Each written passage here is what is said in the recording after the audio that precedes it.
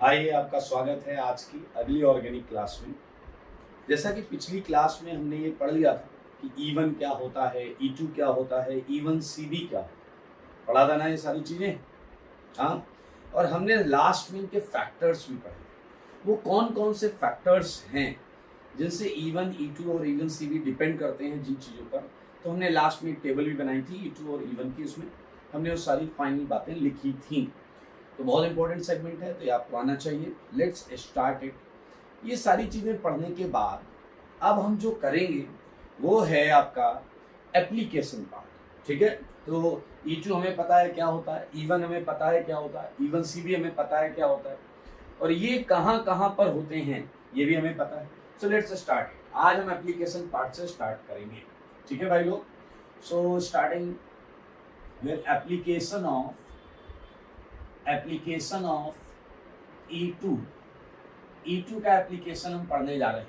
ठीक है, E2 में जो जो होता था, लाइक E2 एंटी एलिमिनेशन होता था, स्ट्रॉन्ग बेस चाहिए, वो सारी चीजें यहाँ लगेंगी। तो पहला E2 का जो एप्लीकेशन है, सारे लोग ध्यान से सुने, वो है डिहाइड्रो हैलोजिनेशन। नाम थोड़ा सा बड़ा है लेकिन काम इसके अंदर जरा सा है। मेरे भाई, हम उतनी देर से जितनी चीजें पढ़ चुके हैं इस चैप्टर में वो सब डिहाइड्रोहेलोजिनेशन। चलो थोड़ी अकल लगाते। डी का मतलब डिलीट करना है, डिलीट करना है। हाइड्रो मतलब हाइड्रोजन, साथ में हेलोजिनेशन मतलब हेलोजन, यानी कि आप डिलीट करो हाइड्रोजन और हेलोजन। अगर आप हाइड्रोजन और हेलोजन कहीं से डिलीट करते हैं तो प्रोसेस का नाम हो जाएगा डिहाइड्रोहेलोजिनेशन। तो हम इसे डेफिनेशन लिख सकते हैं। इसकी क्या लिख सकते हैं बताइए? When hydrogen and halogen, सही बात है, when hydrogen and halogen are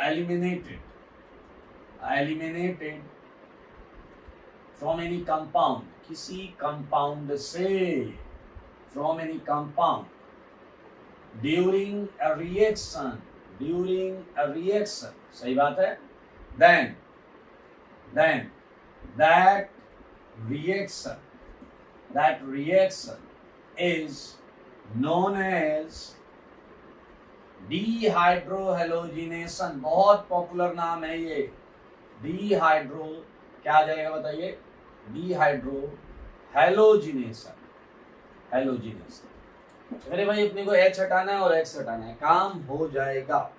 चलिए, और सब कुछ पता है वैसे ही, बेस एंटी पोजीशन से आएगा। चलिए मैं कुछ क्वेश्चंस दे देता हूँ और आपको इन क्वेश्चंस को करना है।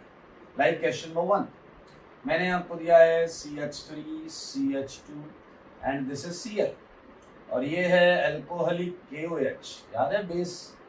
सेकंड क्वेश्चन, मैं यहाँ बहुत सारे कंपाउंड्स रख सकता हूँ, ये देखें एल्कोहलिक KOH।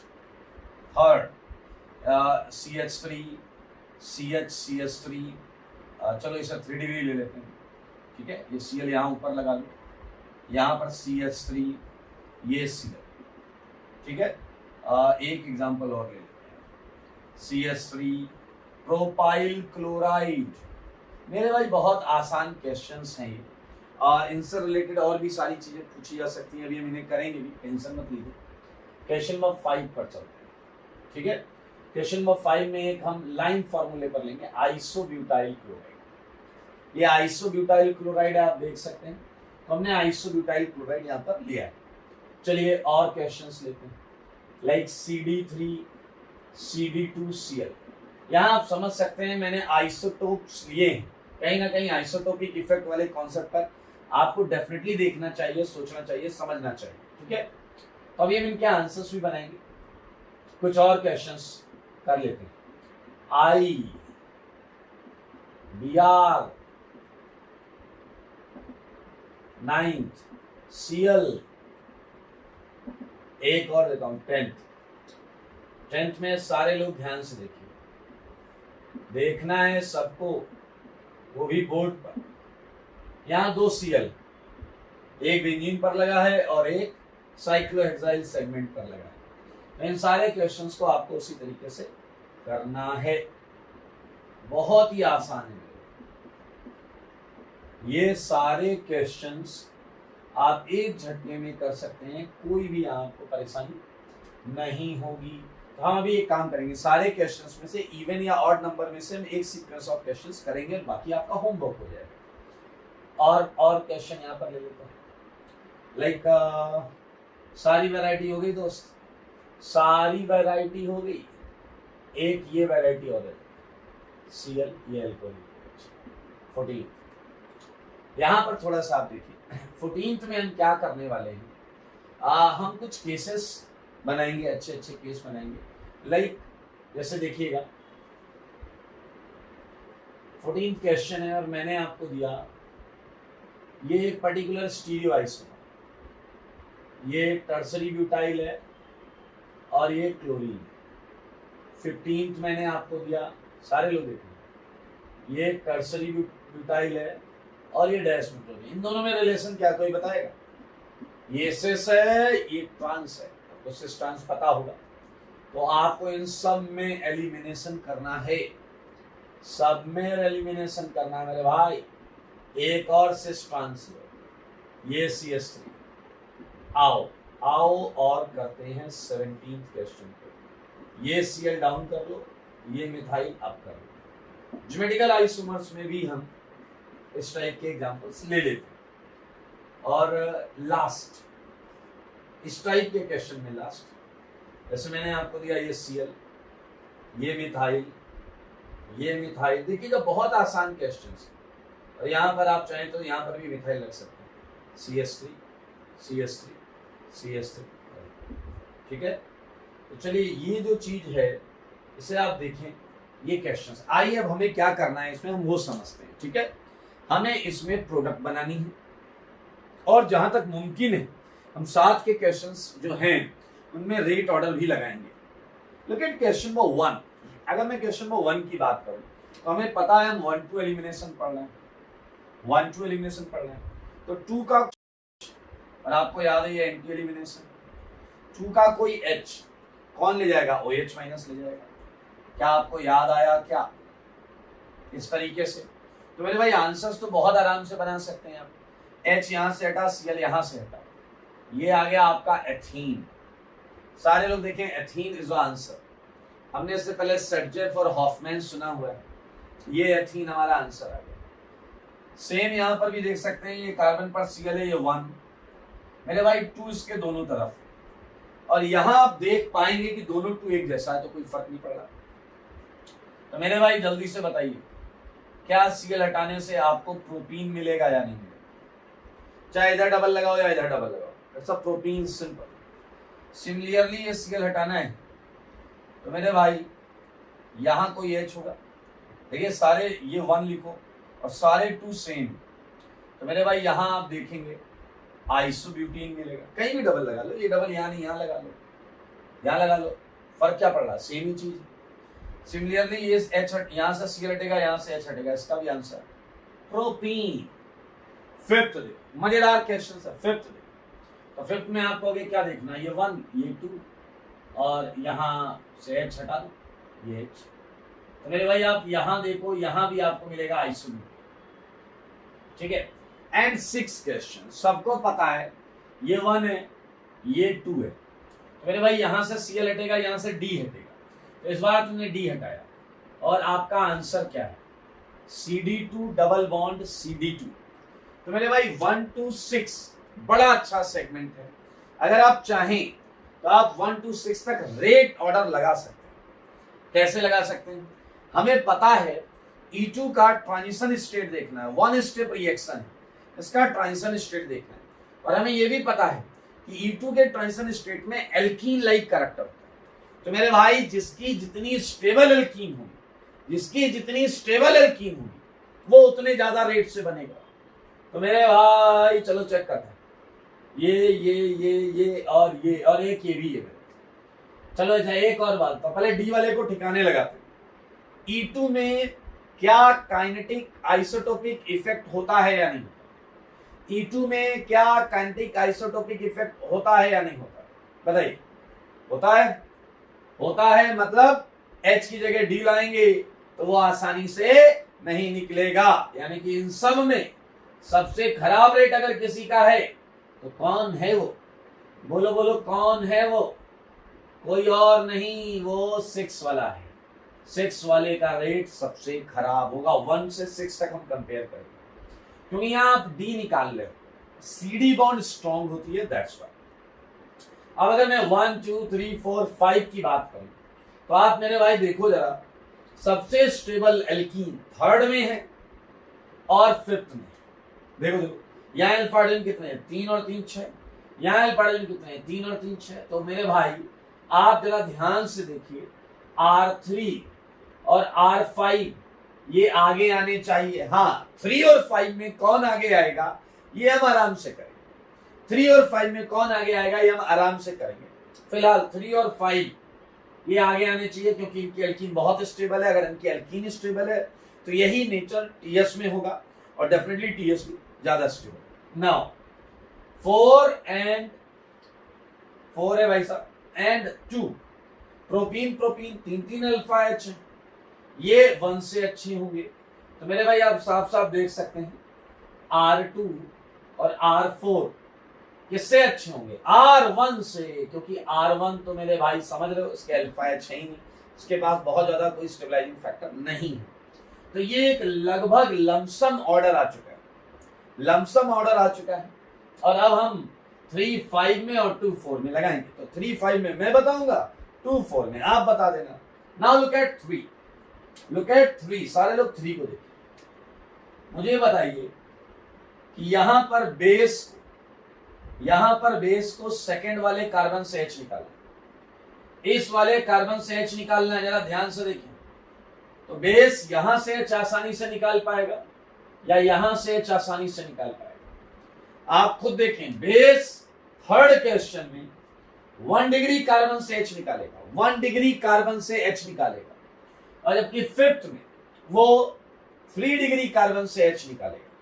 तो आप खुद देख सकते हैं यहां पर सारे नुकसान ही नुकसान है। एक तो हिंडर्ड पोजीशन, ये मैं आपको 3 और 5 में कंपेयर करा रहा हूं, उसे और कहीं अप्लाई मत कर। एक तो हिंडर्ड साइड, H निकालना रिलेटिवली आसान नहीं है, इतना कि आपका 3rd में है, 1 डिग्री का है। सेकेंड बात, आपको पता 1 डिग्री और 3 डिग्री में स्लाइट एसिडिक स्ट्रेंथ में भी फर्क होता है। 1 डिग्री का H आसानी से निकल सकता है। तो क्या आप समझ गए हैं, आंसर में R3 ग्रेटर देन R5 आएगा। R3 ग्रेटर, अच्छा सेम लगाओ 2 and 4, 2 and 4, बताओ बेस कहां से H निकालेगा, 1 डिग्री टर्मिनल कार्बन H, और यहां बेस कहां से निकालेगा, बोलो बोलो, 2 डिग्री कार्बन H। तो मेरे भाई 1 डिग्री से आसानी से निकलेगा। तो आई थिंक मन ही मन में आपने इस आंसर को अपना बना लिया है, हाँ या ना।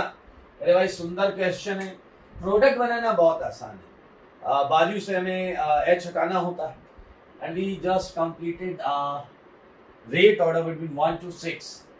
तो अब आपका जो टास्क है वो है जल्दी से अभी के अभी आपको जो क्वेश्चन करने हैं 7 8 9 10, 4 क्वेश्चन है और आपके पास 2 मिनट, आपका समय चालू होता है अब। सॉल्व करें जल्दी से।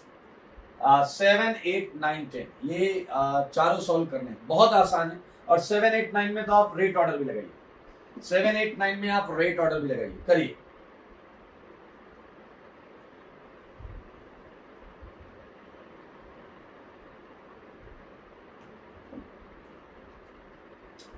अरे बहुत आसान है, 7 8 9 का आंसर तो सेम ही आएगा।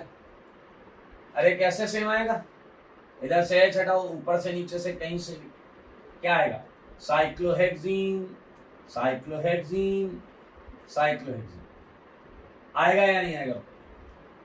चलिए अगर आपको इसका करना है तो मुझे बताओ आप कौन सा Cl हटाओगे। ए ऑप्शन आजू वाला, बी ऑप्शन बाजू वाला, सी ऑप्शन दोनों हटाएंगे। क्या है ये, आजू वाला हटेगा क्या, बेंजीन पे ट्रिपल बॉन्ड लगाओगे क्या, 2 तो पहले ही होता है यहाँ पर। मेरे भाई आपको पता है बेंजीन पर लगा हुआ हेलोजन ना तो सब्स्टिट्यूशन कर पाता है और ना ही एलिमिनेशन कर पाता है, ना no SN1 no SN2 no E1 no E2। तो मेरे भाई ये Cl ऐसे ही खड़ा रहेगा और ये Cl मेरे भाई इधर H नहीं है, इधर H। तो समझदार के लिए क्या काफी, हाँ इशारा। और आप बोले तो बता दूं दोबारा, ये है 10th का आंसर, ये है 10th का आंसर, आप देख सकते हैं। तो मेरे भाई 7, 8, 9, 10 में सबसे स्टेबल एल्कीन की बात करें तो ये एल्कीन स्टेबल है। क्यों है? बेंजीन से रेजोनेंस हो रहा है तो ये ज्यादा स्टेबल है। रेट ऑर्डर की बात करें R10 सबसे ज्यादा है, R10। उसके बाद एक मिनट, इसमें इसलिए नहीं करेंगे, इसमें लोचा है, दो वेरिएबल इक्वेशन हम सॉल्व नहीं करेंगे। हम पहले 7, 8, 9 को कंपेयर करते 7, 8, 9। मैं आपको बता दूं कि हमने दो वेरिएबल की इक्वेशन को सॉल्व नहीं करना है, ऑर्गेनिक में भी नहीं करेंगे, मैथमेटिक्स में आपको पता है इनफाइनाइट सॉल्यूशन आते हैं। क्यों? तुम इसे कंपेयर कर सकते हो। You are okay with 9 and 10, why? Because leaving group same है, सेम लीविंग ग्रुप, तो एक फैक्टर होगा, वो होगा एल्कीन की stability. But now in these two cases, यहां लीविंग ग्रुप खराब है, एल्कीन स्टेबल है, यहां लीविंग ग्रुप अच्छा है, एल्कीन कम स्टेबल है। So we can not actually make a balance optimisation. हम ऐसे थ्योरेटिकली ऐसे नहीं बता सकते देख के, ठीक है। So whenever question is given to you, it would have exactly one variable like I, B, R, C, केवल लीविंग ग्रुप का वेरिएबल है। तो आपको पता है जितना अच्छा लीविंग ग्रुप होगा, तो आंसर है 7, 8, 9, R7, R8, R9, R10, R9 से ज्यादा होगा, ये हम श्योरिटी के साथ कह सकते हैं, और हम कुछ श्योरिटी के साथ नहीं कह सकते। Okay, so these are the questions. तो 10 तक हमने कर लिया है। एक दो क्वेश्चन में इधर वाले बताऊंगा, सिस ट्रांस वाले, ताकि आप बाकी क्वेश्चंस अटेम्प्ट कर पाए। चलिए मैं ये हटा देता हूं बाकी, ठीक है, ये सेगमेंट हटा। आप पढ़ रहे हैं E2 का फर्स्ट एप्लीकेशन।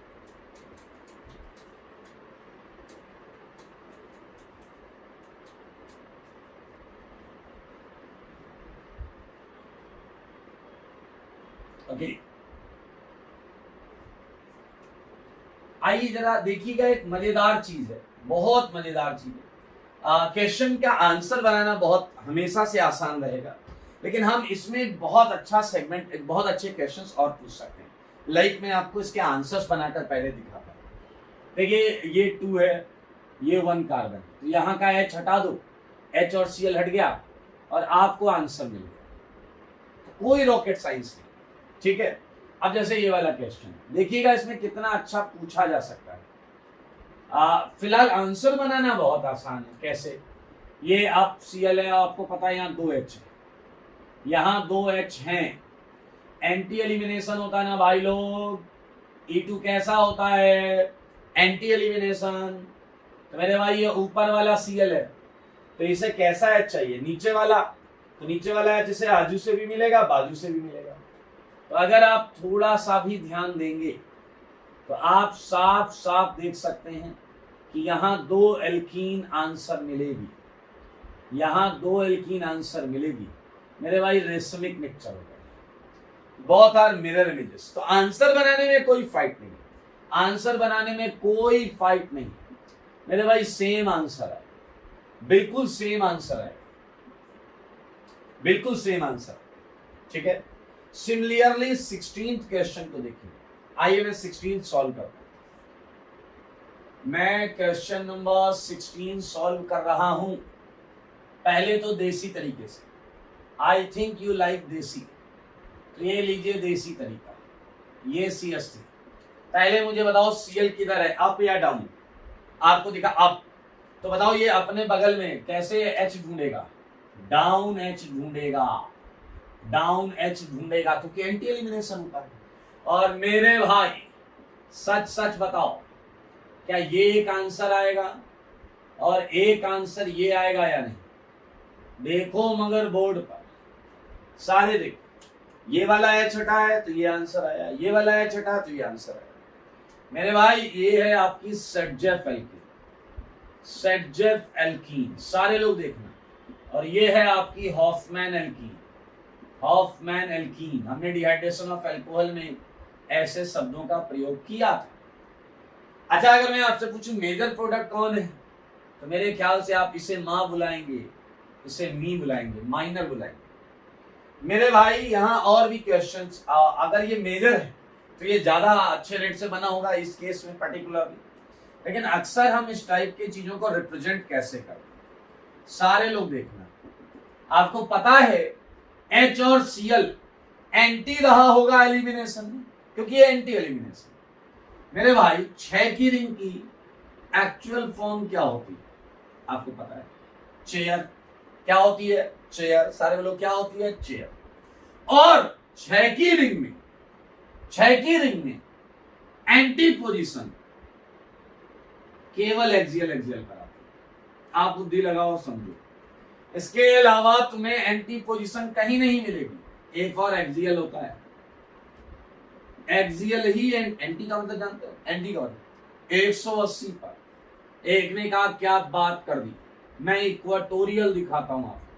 मेरे भाई ये कहां से एंटी है? ये इक्वाटोरियल इस इक्वाटोरियल से कहां एंटी है?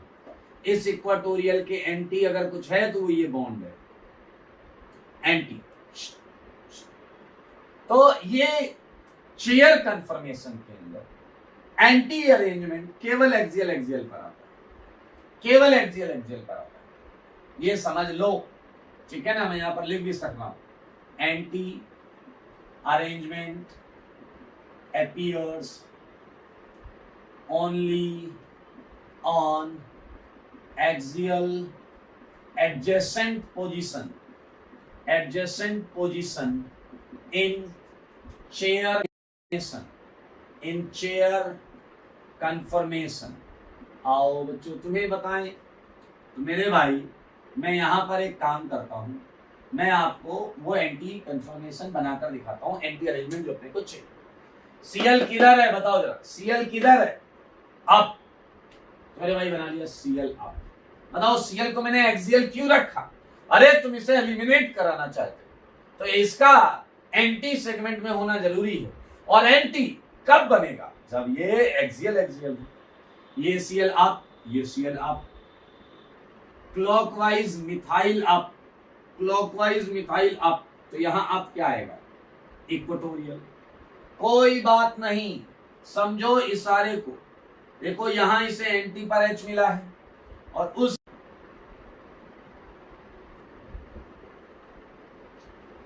और देखिए ये मिथाइल आया आपका इक्वेटोरियल, ये एच यहां पर जो रहेगा, इसके साथ जो एच है वो किधर रहेगा? एक्सियल। और दूसरी साइड पर उसका जो एक एच है वो एक एच रहेगा आपका एक्सियल, और एक रहेगा इक्वेटोरियल। तो अगर आप सीएल को ध्यान से देखें तो ये एक एंटी सिस्टम इधर बन रहा है, सीएल ये देखिए, और एक एंटी सिस्टम पीछे की तरफ बन रहा है। तो जब इस पर आपका बेस जो एल्कोहलिक KOH है वो बेस आएगा, तो सच बताइए वो बेस किधर से अप्रोच करेगा? बेस तो एच को लेने आएगा, तो वो नीचे से अप्रोच करेगा। तो एक एलिमिनेशन आप इस तरीके से देख सकते हैं, और यही बेस नीचे की तरफ से ही इस एच को अप्रोच करेगा। और एंटी एलिमिनेशन जैसा कि हमने E2 की मैकेनिज्म में ट्रांजिशन स्टेट बनाई थी, उस तरीके से आप देखेंगे इसके 2 आंसर्स आएंगे। आंसर हमने पहले लिख लिए थे। इधर देखिए एच हटेगा तो मिथाइल की तरफ डबल आएगा, ये सेटजेफ हो गया। और ये देखिए दूसरी साइड से भी एंटी एलिमिनेशन बन रहा है, इधर से एच हटेगा तो मिथाइल आपका एज यूजुअल रहेगा, और ये डबल। तो मेरे भाई आप साफ साफ देख सकते हैं ये मेजर प्रोडक्ट है, क्योंकि यहाँ एल्कीन बहुत ज्यादा स्टेबल है। सही है या नहीं? अच्छा आओ एक काम करते हैं, इसी के साथ हम क्वेश्चन नंबर 16 ले लेते हैं, और फिर उनके रेट को कंपेयर करेंगे, ठीक है? तो और ये 16 हमने लिया हुआ, 17 ले लेते हैं। सॉल्यूशन ऑफ 17 देखना जरा। ये है डैश में सीएल, ये है वेज में CH3। मुझे बस एक बात बताओ, सारे के सारे एक बात बताओ, सीएल है डाउन, एंटी एलिमिनेशन होना है, जैसे बाजू में एच कैसा चाहिए? डाउन या अप? एंटी के लिए ये खुद डाउन है, तो बाजू में एच कैसा चाहिए? अप चाहिए। लेकिन मेरे भाई यहाँ तो एच डाउन है, हाँ यहाँ एच अप जरूर मिलेगा। अरे यहाँ दोनों एच है यार, तो एक डाउन होगा एक अप होगा। तो मेरे भाई इस केस में आप साफ साफ देख सकते हैं सीएल को एंटी एलिमिनेशन एक ही साइड से होता हुआ दिख रहा है। तो मेरे भाई इस रिएक्शन का आंसर भी केवल एक होगा। देखो ध्यान से, केवल एक आंसर, ये इसका आंसर। यहाँ पर एक सिंगल प्रोडक्ट है, और वही इसका मेजर प्रोडक्ट।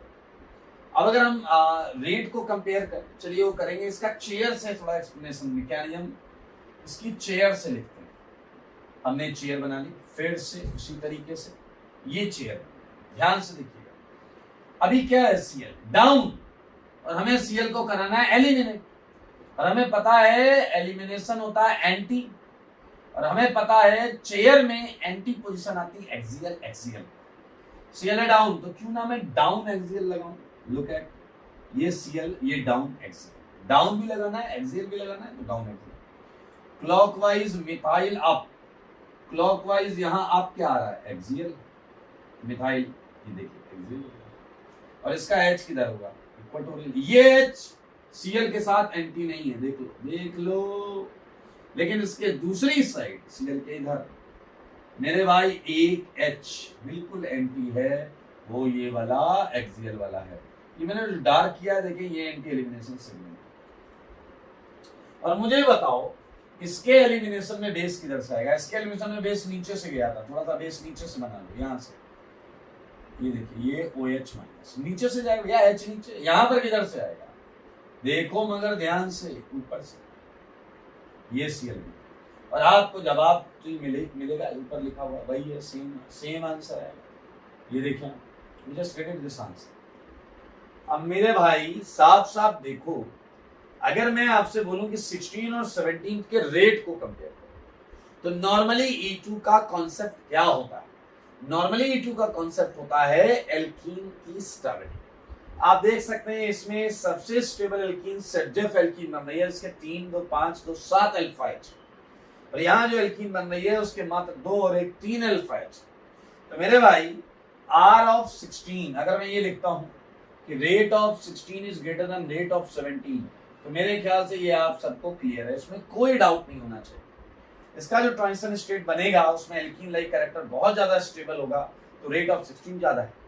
अब आपको एक और विचार करना है, वो विचार ये है कि अगर मैं आपसे बोलूं कि 16 की जो माइनर प्रोडक्ट है उसके बनने का रेट और 17 के रेट में कौन ज्यादा होगा, थोड़ी बुद्धि लगाना।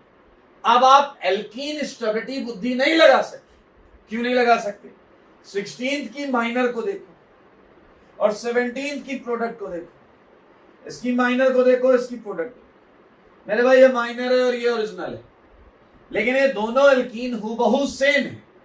अगर ये एल्कीन हूबहू सेम है तो स्टेबिलिटी भी सेम होगी, किसकी, बोलो बोलो किसकी, टीएस की। लेकिन एक चीज हम समझ सकते हैं, वो देखो जब आपका बेस इसे नीचे से अप्रोच कर रहा है, तो इस एच को अप्रोच करते समय ये एच भी नीचे की तरफ था और ये एच भी नीचे की तरफ था।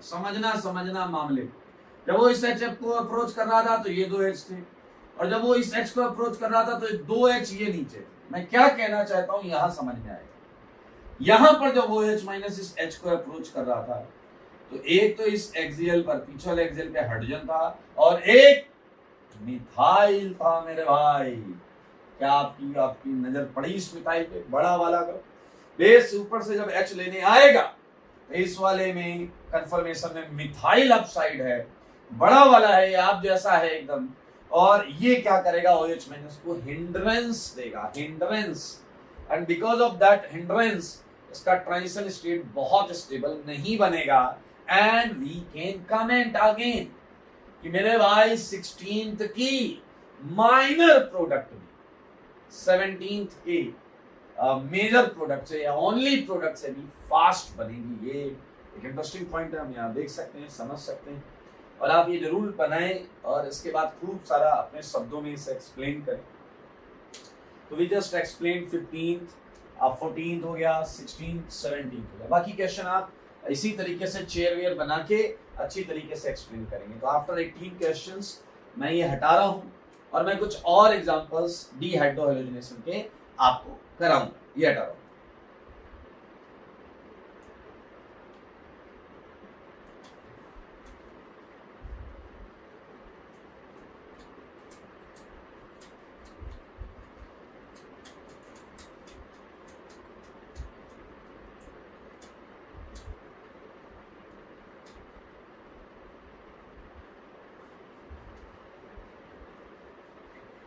ओके, देखिए स्टीरियो केमिस्ट्री वाले क्वेश्चंस हमने ले लिए, चेयर बना के उसमें एक्सियल पोजीशन पर उन्हें रखा हमने, और उसके बाद हमने क्या किया, उसमें एंटी एलिमिनेशन किया।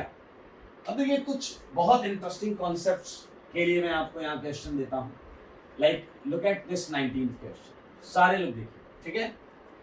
मैंने आपको ये देखिए, ये एक सीएल दिया और आपने यहाँ एक बेस लिया, सारे लोग देखिएगा, मजेदार क्वेश्चन।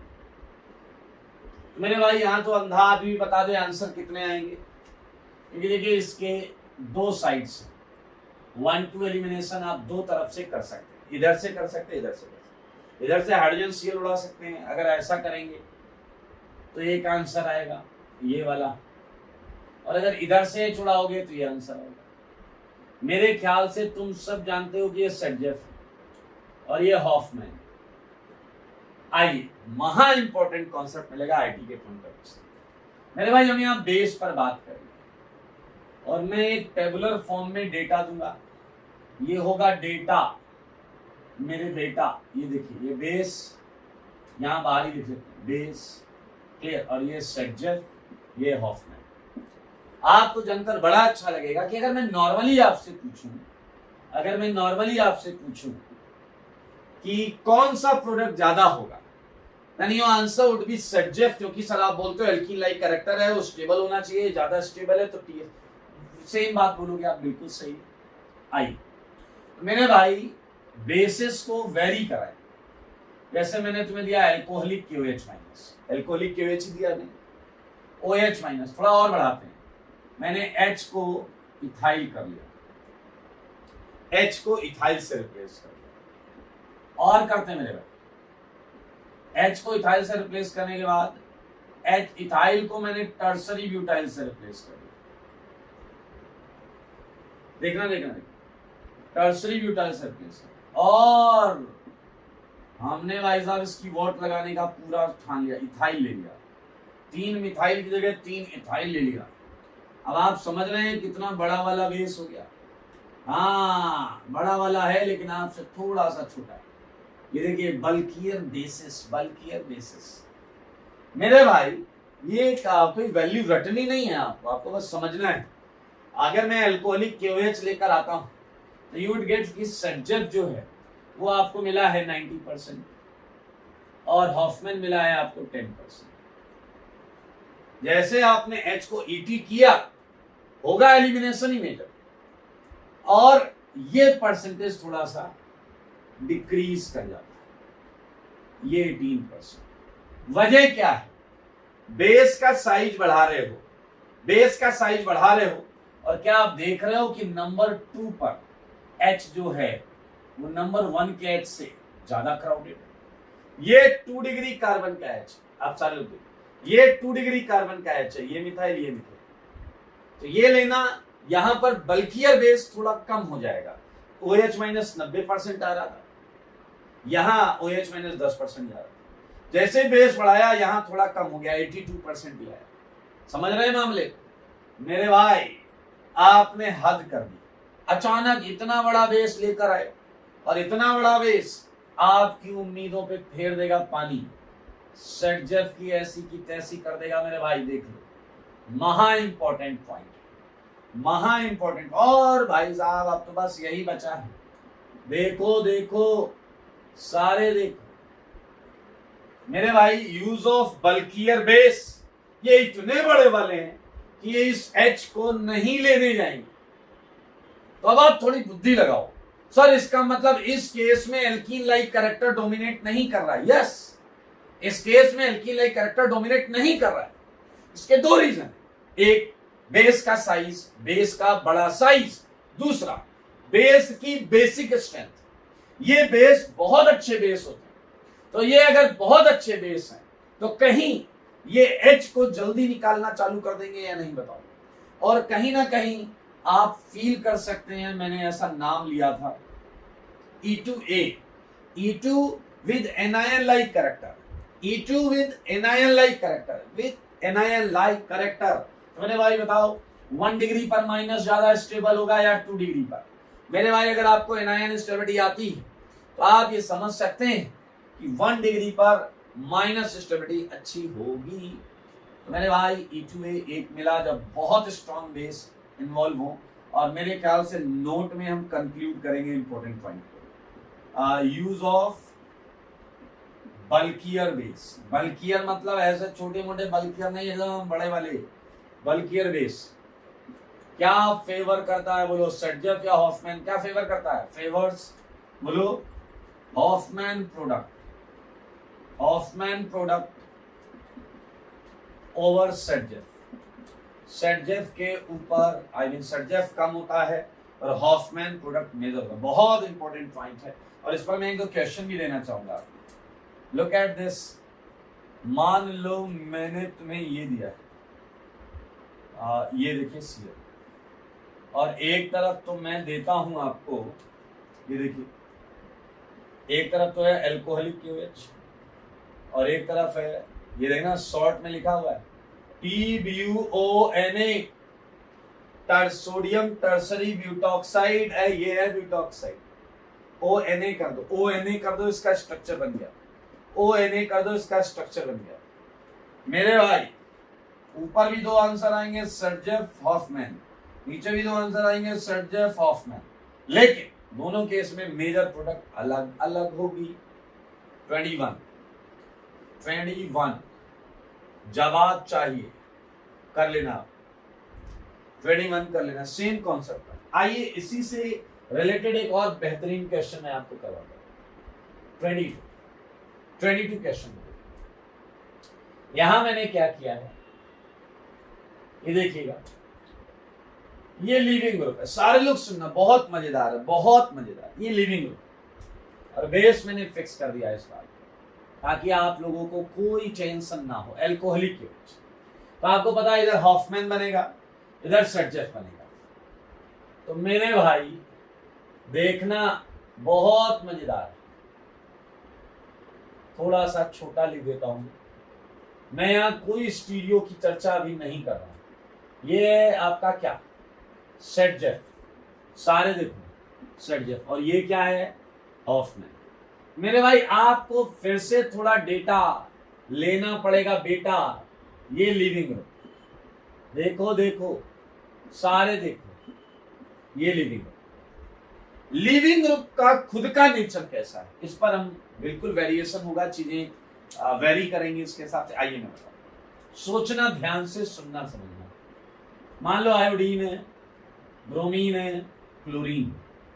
मेरे भाई ये तीनों अच्छे लिविंग ग्रुप, लेकिन अगर आप फील करना चाहते हो तो फील करो। जैसे जैसे आप ऊपर से नीचे आओगे तो लिविंग टेंडेंसी कुछ हद तक घटेगी और -I बढ़ेगा। -I इफेक्ट सुना होगा आपने। लिविंग टेंडेंसी कुछ हद तक घटेगी और -I इफेक्ट कुछ हद तक बढ़ेगा। तो चलिए मैं एक काम करता हूं, मैं यहां आयोडीन मान लेता हूं। बेस आएगा तो बेस के पास एक बार तो ये हटाएगा, एक बार ये हटाएगा। तो ऐसे ही देख लें, यहां सर्जेफ बनता है 85% और हॉफमैन बनता है 15%। इसमें कोई इश्यू नहीं। OH- आया होगा, इस H ने हटना चालू किया होगा, लिविंग ग्रुप ने 85% ये प्रोडक्ट आ गए। अब जैसे ही तुमने I को BR किया, क्या BR वही रिस्पॉन्स देगा जो आयोडीन दे रहा था? सोचने वाली बात। क्या BR वही रिस्पॉन्स देगा जो आयोडीन दे रहा था? नहीं। इसकी लिविंगेबिलिटी थोड़ी कम होगी और BR की वजह से यहाँ के H और यहाँ के H में एसिडिक स्ट्रेंथ पहले से थोड़ी ज्यादा होगी। तो मेरे भाई अब जो OH- यहाँ आएंगे, H को निकाल लें, उसे BR से वो सपोर्ट नहीं मिलेगा जो I से मिल रहा था। तो मेरे भाई कुछ OH- इस जगह से मूव करके यहां चले जाए कुछ, और ये आप देख सकते हैं यहां पर 72% एंड 28%। कुछ OH- बेस यहां से यहां चले जाएंगे और देखेंगे वो परसेंटेज आपको बढ़ा हुआ दिखेगा। Cl के केस में मेरे भाई सेम सिचुएशन फॉलो करें, लेकिन ये देखें कि परसेंटेज सर्जेफ का ही ज्यादा है। ऐसा क्यों हो रहा है? लिविंगेबिलिटी घट रही है और इनके बढ़े हुए -I की वजह से, यहां के H की एसिडिक स्ट्रेंथ बढ़ने की वजह से कहीं ना कहीं E2A की तरफ बढ़ रहा है। और फ्लोरीन लेते ही मामला गड़बड़ हो जाएगा। गड़बड़ नहीं होगा, समझो। फ्लोरीन लेते ही, फ्लोरीन तो भाई साहब घटिया लीविंग ग्रुप, फ्लोरीन तो कहेगा अपन नहीं हट रहा है, अपना हमारा मूड नहीं अभी हटने का। तो मेरे भाई अब रिएक्शन पूरी की पूरी किस तरफ झुक जाएगी, वो है E2A। और आपको जानकर अच्छा लगेगा कि 20% सेटजेफ और 80% हॉफमैन बनेगा। याद रखना रिएक्शन E2 ही है। मैं यहां लिख देता हूं नोट में।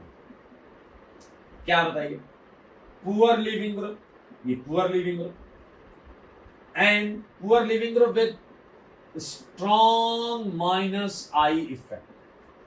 Poor living group with a strong minus I effect, like देखो जरा फ्लोरीन, आपको पता है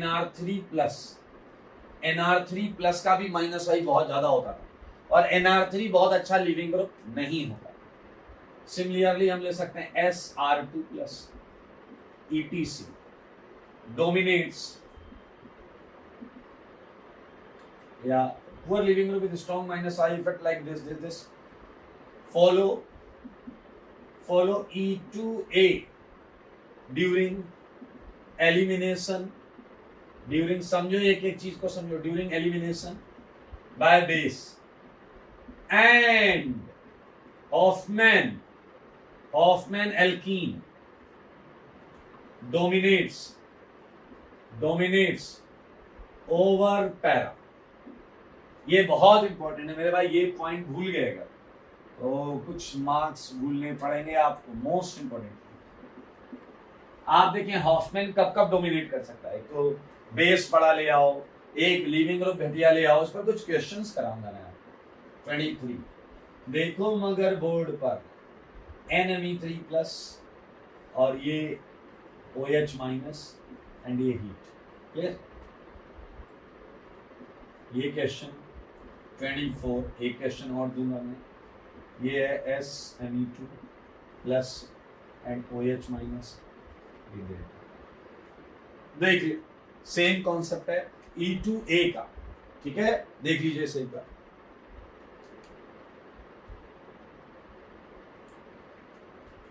इसके आंसर्स बना लीजिएगा, ठीक है ना, बहुत आसान है, इनके आंसर्स बना लीजिएगा। तो मेरे भाई मैं ये हटा रहा हूँ, बहुत ज्यादा वैरायटी नहीं है, एक डिहाइड्रोजनेशन में एक पर्टिकुलर वैरायटी और है, उससे भी कर लेंगे और हम E2 का फर्स्ट एप्लीकेशन खत्म कर पाएंगे। तो मैं हटा रहा हूँ ये चीज।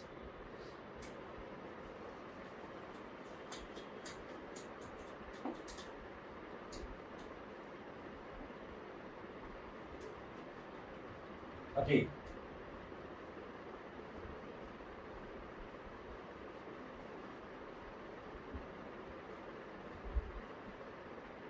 चलिए, हमने 24 क्वेश्चंस किए। Look at 25।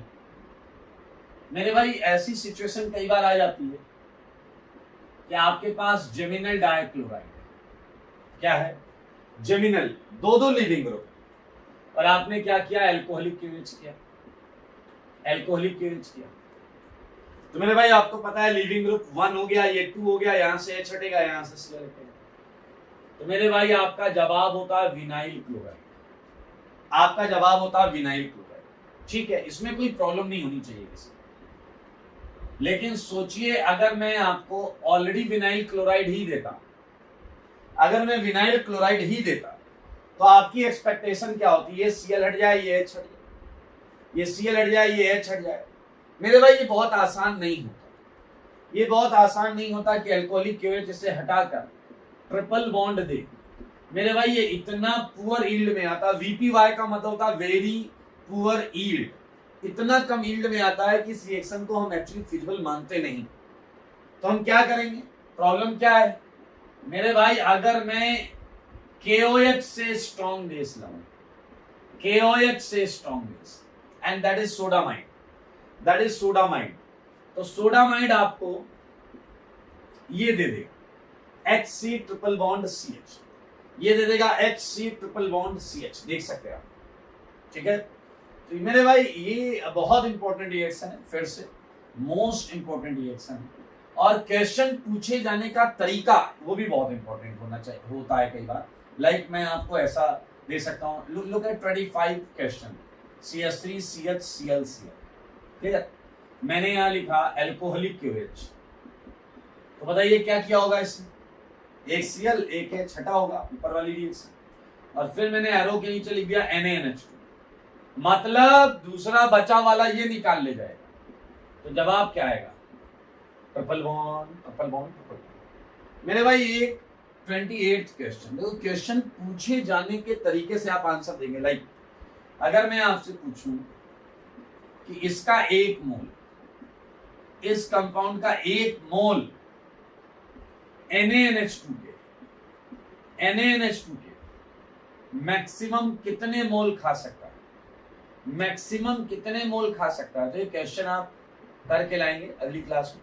एक्स मैक्स की वैल्यू बतानी है, एक्स मैक्स की वैल्यू बतानी है, ये ध्यान से करिएगा, अच्छा क्वेश्चन, ठीक है। जब इस तरीके की लैंग्वेज होगी तो हम हर पॉसिबिलिटी जो होती है उस पर हम विचार करें। तो मेरे भाई ये कैटेगरी ये है और बहुत ज्यादा इंपॉर्टेंट है यार। ये कहीं भी अगर आपको एल्कोहलिक QH और NaNH2 एक साथ दिखता है, आप समझ लें कि ऐसा 2 बार एलिमिनेशन करके ट्रिपल बना रहे। मेरे भाई ये देखिए, यहाँ पर आप वही कर लें, एल्कोहलिक QH और क्या बताइए NaNH2, 30th क्वेश्चन, ये Cl ये Cl, इस पर भी कर लीजिए, ठीक है। एक और चीज देखिए 31, अगर दोनों Cl 6 की रिंग पर, तो आपको पता है आप सर के बल भी खड़े हो जाओगे ना, तो भी दूसरा Cl नहीं निकाल पाओगे। 6 की रिंग में ट्रिपल बॉन्ड नहीं आती मेरे भाई, ट्रिपल बॉन्ड नहीं आती। एक क्वेश्चन और है, मैंने यहां पर लिखा है 1 2 3 4 5 6, ठीक है। हेक्सा क्लोरो साइक्लोहेक्सेन, तो ये एक आइसोमर है, stereo isomer of this, clear. और जब हमने कराया एल्कोहलिक QH, क्लियर, तो इस रिएक्शन का जो रेट है, rate of reaction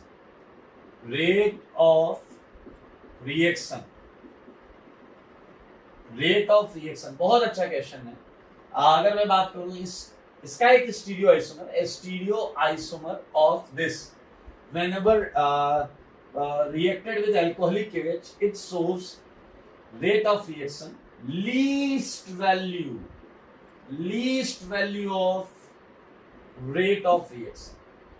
Then question क्या है, identify stereoisomer, identify this stereoisomer, ये कैसा दिखता है, ये कैसा दिखता है, आप समझ रहे हैं क्वेश्चन समझ गए। एक कंपाउंड है, उसका एक स्टीरियोआइसोमर है जो least value of rate of reaction, rate of reaction कौन सी रिएक्शन है, रेट ऑफ डीहाइड्रोहेलोजिनेशन।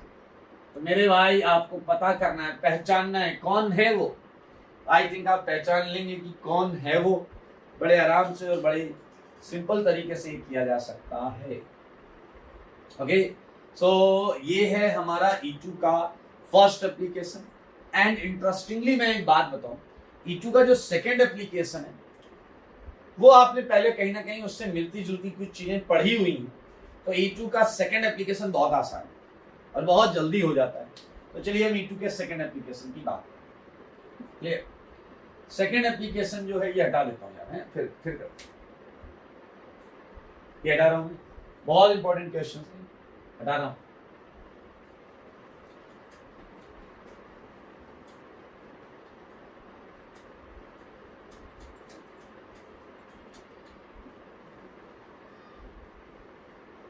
ओके, चलिए तो सेकेंड एप्लीकेशन ऑफ E2 पर बात करते हैं। ये काफी कुछ रिजेंबल करता है फर्स्ट से और काफी कुछ हमने जो पहले पढ़ा हुआ है। देखते हैं क्या है। तो सेकेंड एप्लीकेशन है डी हैलोजिनेशन। मेरे भाई बहुत आसान, डी हैलोजिनेशन में क्या होता है देखते हैं। मेरे भाई डी मतलब डिलीट होता है, पहले था हाइड्रोहेलोजिनेशन। हाइड्रोजन और हेलोजन, लेकिन अभी है हेलोजन। जब डिलीट होता है हेलोजन और हेलोजन, दो चीजें तो होंगी ना एलिमिनेट, तो मेरे भाई यहां दोनों एलिमिनेटिंग चीजें हेलोजन होती। That's interesting. I when halogens when halogens are eliminated during a reaction, सही है, then reaction is known as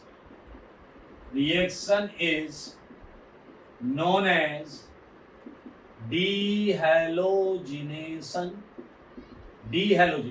आओ एग्जाम्पल दिखाता हूं, मुझे पता आप एग्जाम्पल के लिए बेकरार हो रहे हैं।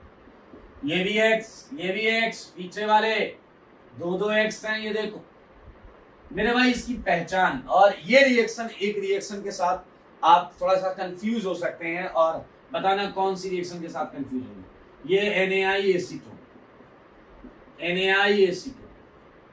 मेरे भाई मैं याद दिला देता हूं, अगर एक एक्स है तो ये रिएक्शन हमने SN2 में पढ़ी है। SN2 में पढ़ी है फिंकलस्टीन, याद आया फिंकलस्टीन, वो SN2 है। लेकिन अगर दो एक्स हैं आजू बाजू तो ये E2 है। मेरे भाई जवाब आपको ये मिलेगा, आप देखें एल्कीन, एक NaX लेकर भागेगा और एक I भी X लेकर भागेगा, इंटर हेलोजन का।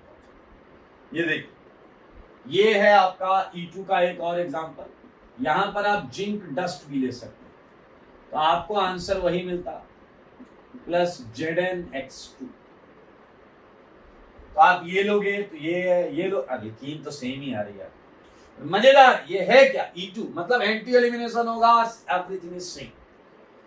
और ये इसकी मैकेनिज्म में एक बार को लिखता हूं, मेरे भाई समझना, बड़ी मजेदार इंटरेस्टिंग स्टोरी होगी।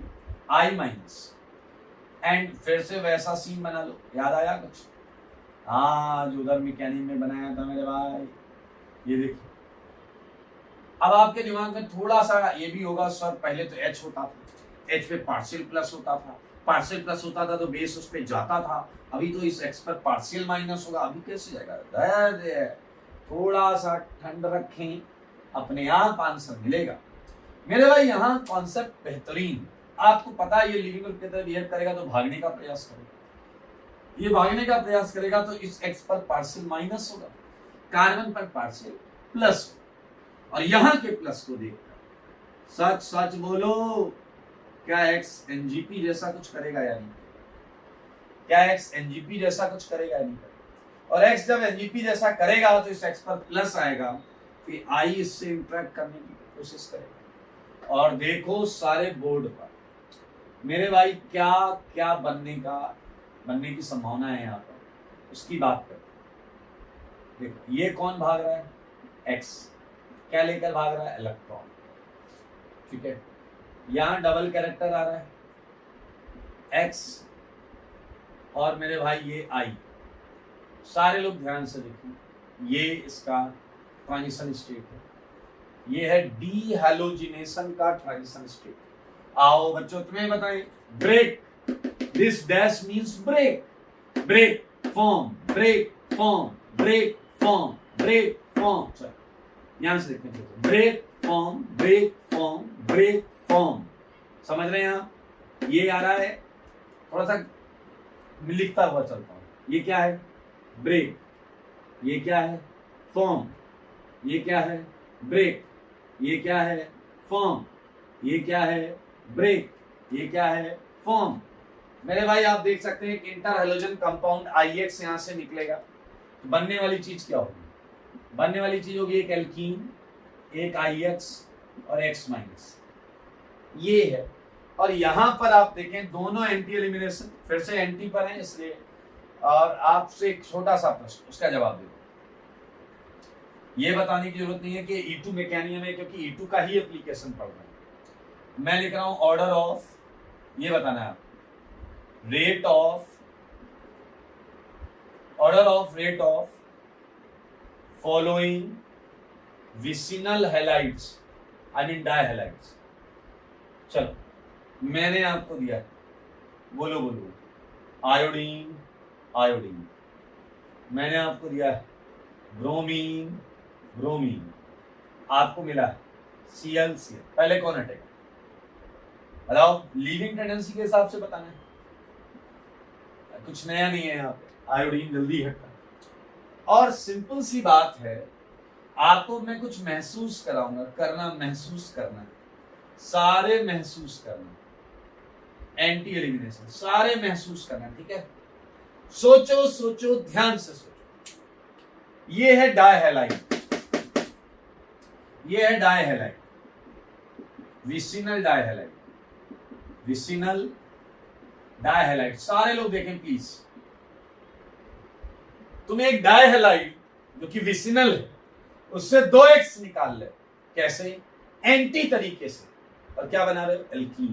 ओके, फिर से सोचो, फिर से सोचो, मैंने क्या बोला? डायहैलाइड है, विसिनल डायहैलाइड है, उससे X2 निकाल ले। X2 कैसे निकाल लो? एंटी तरीके से।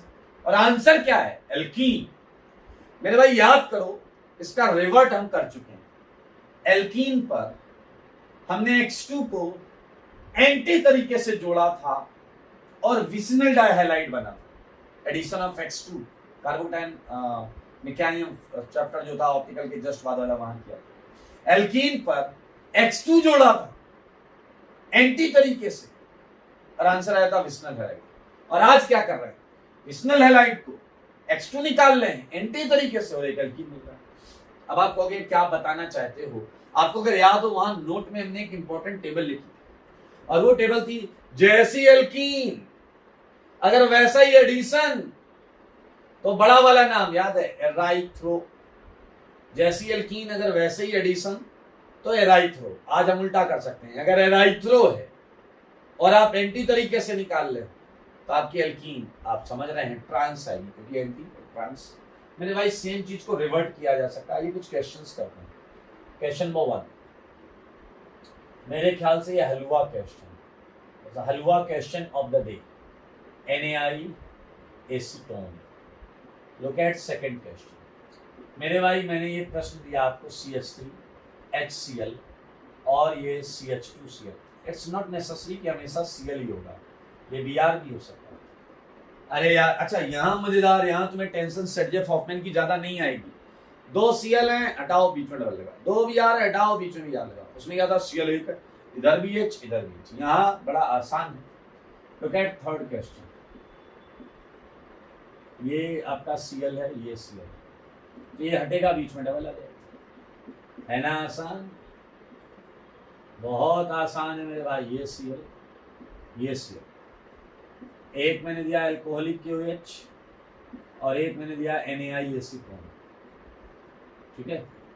नाउ लुक एट थोड़ा सा इंटरेस्टिंग क्वेश्चन कैटेगरी में जो मैं बता रहा था उधर लेकर चलता हूँ आपको। यहाँ IX और X-1। लुक एट फिफ्थ, सारे लोग, ये मिथाइल, ये हाइड्रोजन, ये क्लोरीन, ये हाइड्रोजन, ये क्लोरीन, ये मिथाइल, और ये है NaI एसीटोन।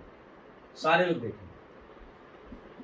सिक्स में मैंने दिया आपको methyl, methyl, ClCl, HH, NaI acetone. Seventh ले लो आप, सेवेंथ में आप न्यूमन ले सकते हैं, Cl, phenyl, H, Cl, phenyl, H, ठीक है। तो मेरे भाई बहुत आसान। लुक एट फिफ्थ, मुझे बताओ ये कैसा है? एराइथ्रो। देखो एराइथ्रो, मीजो। अगर आप दोनों Cl एंटी से निकालोगे तो एल्कीन का नेचर भी कैसा होगा? ट्रांस। मेरे भाई ये एक झटके में आपको आ जाएगा, एक झटके में आ जाएगा। देखिए बाकी तो जो चीज निकलनी नहीं। लुक एट ये कैसा? थ्रियो। सोचो ये कैसे बनता था? क्लोरीन के किस एल्कीन के एडिशन से ये बनता था? क्लोरीन के किस एल्कीन पे एडिशन से थ्रियो बनता था? Obviously your answer is cis. So ये सिस। सेवेंथ में क्या करोगे बताओ? सेवेंथ में आपको पहले दोनों हेलोजेंस अपोजिट लाने, दोनों हेलोजेंस अपोजिट लाने हैं, ठीक है। और उसके बाद आपको दिख जाएगा पीएच किधर गए, सेम साइड है तो सिस, अपोजिट है तो। Now look at eighth. एक क्वेश्चन मैं पूरा कर देता हूं क्योंकि मुझे पता है आप लोग छोटे मोटे नहीं, बहुत बड़े वाले। ये देखिए एट्थ क्वेश्चन, ये करें। तो मेरे भाई इसका फेसर बना सकते हैं। फेसर में आएगा CH2CH3 हाइड्रोजन, ये आएगा क्लोरीन, ये आएगा हाइड्रोजन, ये आएगा क्लोरीन, ये आएगा CH3 मिथाइल। ठीक है, चल तो हमारा प्रायोरिटी क्या है, Cl क्या रहे, Nt। तो एक काम कर, इस Cl को नीचे कर लें और इस Cl को ऊपर। पहले इस Cl को नीचे कर, अगर ये Cl नीचे आएगा तो डैश में कौन जाएगा, मिथाइल CH2CH3, और वेज में कौन रहेगा, हाइड्रोजन। हाइड्रोजन यहाँ, Cl यहाँ, ये। और अगर ये Cl ऊपर गया तो बताओ मिथाइल बाहर आ जाएगा या नहीं, और H किधर रहेगा, H अंदर। अब मेरे भाई मैं क्या बताऊं आपको यार, यही आंसर तो पहले भी आप समझ रहे थे, I-। तो क्या आप देख रहे हैं इथाइल और मिथाइल अपोजिट है या नहीं। अगर इथाइल मिथाइल अपोजिट है तो आपको ये आंसर मिल जाए, ये इथाइल ये मिथाइल अपोजिट, ट्रांस। वैसे भी आप सोच सकते थे एराइथ्रो किस एल्कीन से आता है, एंटी एडिशन कर, ट्रांस से आता है, trans is direct answer. So it's very interesting कि हमने E2 के 2 एप्लीकेशन कर लिए। अब आप एक काम करें, होमवर्क सुनने सारे। होमवर्क में एक तो आप DPP 15 मैंने पिछली बार डिस्कस की थी, DPP 16 कर लें। सारे लोग देखें DPP 16 होमवर्क है, और आप सीट वापस चालू कर सकते हैं। सीट जो है सब्स्टिट्यूशन एलिमिनेशन की, उसमें जहां तक हमने किया है उसके आगे 30 क्वेश्चंस और 30 क्वेश्चंस और। ठीक है, बड़ा इंपॉर्टेंट और मजेदार चैप्टर है। आई होप आप इसे पढ़ रहे हैं, समझ रहे हैं और होमवर्क भी करते रहें। आज के लिए इतना ही, चलिए स्वस्थ रहें, मस्त रहें और पढ़ाई में व्यस्त रहें।